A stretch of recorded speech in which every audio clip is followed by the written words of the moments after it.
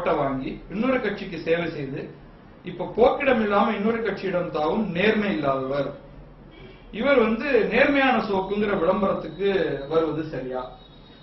இந்த டோன் அது எப்படின்னா, எப்போதுமே நம்ம ஊர்ல ஒண்ணுதான், ஒரு விஷயமே தெரியாத எதை வேணா விமர்சனம் பண்ணலாங்கிற ஒரு கேட்டகரி உண்டு. அதுல இவர் முதல் இடத்த பிடிப்பார் நினைக்கிறேன். ஏன்னா இவருக்கு சோப்பு பத்தியும் தெரியாது, அரசியலை பத்தியும் தெரிய வாய்ப்பு இல்லை. ஏனென்றால் எனக்கு சீட்டு கொடுத்தது அதிமுக, என்னை வெற்றி பெற வச்சது மயிலாப்பூர் மக்கள். 15 வருஷமா அதிமுக தோத்த இடத்துலதான் நான் ஜெயிச்சிருக்கேன். அப்படின்னா அதிமுக ஒரு கழுதி நிக்க வச்சா கூட ஜெயிக்க முடியும்னா, தொடர்ந்து அதிமுக ஜெயிச்ச இடம் இல்ல. அது 155 இடம் அதிமுக ஜெயிச்ச போது தமிழ்நாட்டுல அந்த இடத்துல மயிலாப்பூர்ல நின்ன மைத்ரேயன் தோத்து போனார். சோ அதே அவரும் என்னுடைய ஜாதிக்காரர் தான். ஒரு சின்ன உதாரணத்துக்காக இது சொல்றேன். அந்த மாதிரி சமயத்துல ஒரு கட்சி என்ன வேண்டான்னு வெளியில அனுப்பிச்சு பிறகுதான் நான் ஆளுங்கட்சியோட நெருக்கமானேனே தவிர, ஆளுங்கட்சியோட நான் நெருக்கமான பிறகு கட்சி இந்த கட்சியில அந்த மாதிரி வேலையெல்லாம் எனக்கு பண்ண தெரியாது.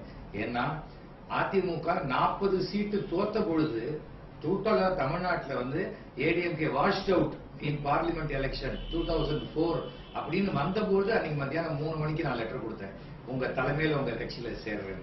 அப்படிப்பட்டவன் நான், சக்சஸ் பின்னாடி நான் ஓடுறவன் இல்ல. அந்த மாதிரி சமயத்துல தான் சேர்ந்தேன். ஆனால் it is very unfortunate, ADMK பொறுத்த வரைக்கும் ஒரு உடலும் 2 தலைகளும் உள்ள ஒரு அமைப்பாக இருந்துருச்சு. நான் ஜெயலலிதா என்ற ஒரு மாபெரும் சக்திக்காகத்தான் அங்க போய் சேர்ந்தேன். ஆனால் அந்த சக்தியும் இயக்கக்கூடிய வேறொரு சக்தி இருக்கும்போது என்னால எனக்கு டூ மெனி பாசஸ் இருக்கவே முடியாது. ஆனா எனக்கு இட் இஸ் ஹைலி இம்பாசிபிள். லாயல்ட்டினா அது ஒரு இடத்துலதான் இருக்கணும். ஒரு மனைவி எப்படி நான் எல்லாருக்கும் நான் மனைவியா இருப்பேன்னு சொல்ல முடியாது இல்லையா? அந்த மாதிரி தான் லாயல்ட்டி.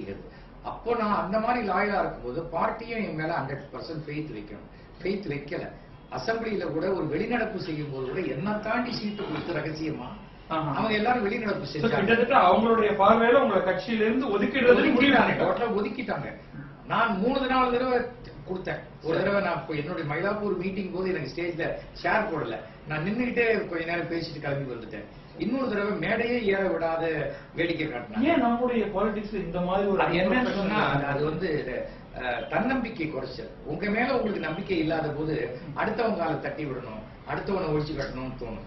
அதாவது எனக்கு யாரோட வேணா ஓடுவேன். நான் RS மனோகரோட ஓடிதான் இன்னைக்கு ஜெயிச்சிருக்கேன். நான் ஆட்சி மனோரமாவோட, சுருளிராஜனோட, மௌலியோட, நாகேஷோட எல்லாம் ஓடிதான் நான் இன்னைக்கு ஜெயிச்சிருக்கேன். நான் இன்னும் உடனே டிராமால அப்படியே வரல. அரசியல்ல கூட நான் 2089 சுயேட்சையா நின்று கூட இடைக்கால முதலமைச்சரை விட 2 மடங்கு அதிகமா ஓட்டு வாங்கி தான் நான் தோத்து போனேன். சோ நான் என்னை பொறுத்த வரைக்கும் நான் நேர்மையானவனாக இருக்கேன். ஆனா அதே சமயம் எந்த ஒரு சூழ்நிலையில வெற்றி பெறத்துக்கும் யாருக்காலையும் விட தயாரானவன் நான் கிடையாது. அதனால இந்த ஒரு விஷயத்துல இது நடந்த இன்னொரு ஒரு அடிப்படை இந்த கேள்வியில ஏதோ கட்சி மாறினாலே நேர்மையற்றவர் அப்படிங்கிற மாதிரியான ஒரு கருத்து. இவர் 5 எலெக்ஷன்ல ஓட்டு போட்டிருப்பாரு, 5 எலெக்ஷன்ல 5 பேருக்கு ஓட்டு போட்டிருப்பாரு.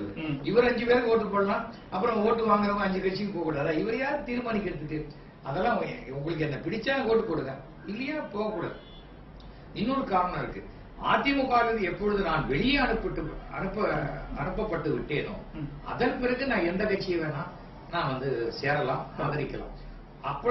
அப்படிப்பட்ட சூழ்நிலையில கூட நான் என்ன பண்ணேன், சட்டமன்றத்தில் எல்லாரும் வெளிநடப்பு செஞ்ச போது ஸ்டாலின் அவர்கள் துணை முதல்வரானதுக்கு என்னுடைய வாழ்த்துக்களை தெரிவிச்சேன். அவ்வளவுதான்.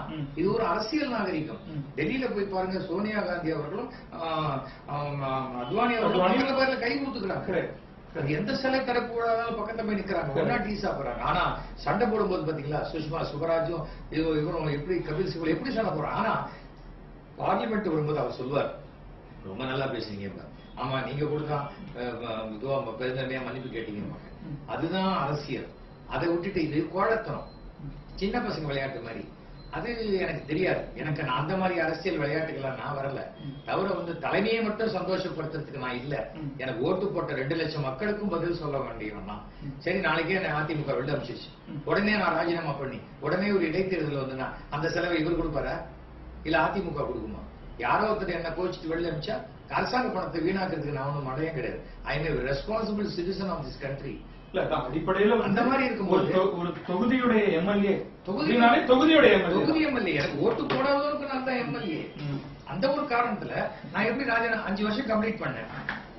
ஆனால் தமிழ்நாட்டில் எழுதப்படாத ஒரு விதி இருக்கு. யாரு வந்து அரசுக்கு இணக்கமா இருக்காங்களோ அவங்களுடைய நிதியை மட்டும்தான் எடுத்து செலவு பண்ணணும். அந்த மாதிரி சூழ்நிலையில நான் வந்து காரியமா வீரியமா பார்த்து நான் யாரு தெரியுமா சொல்லி நான் 5 வருஷம் ஒண்ணுமே பண்ணாத எடுத்துட்டு மக்கள் கிட்ட போய் ஐம் சாரி நான் திமுக ஒண்ணும் செய்யலன்னு இன்னொருத்தர் பிளேம் பண்றதுக்கு இல்ல. 7 கோடி ரூபாய் ஃபண்டையும் நான் செலவழிச்சிட்டேன். 1 பைசா பாக்கி இல்லாத செலவழிச்சிருக்கேன்.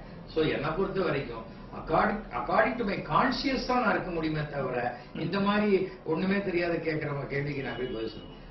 2 கேள்வி கொஞ்சம் இதே மாதிரி வேற ஆங்கிள் ஷார்ப்பா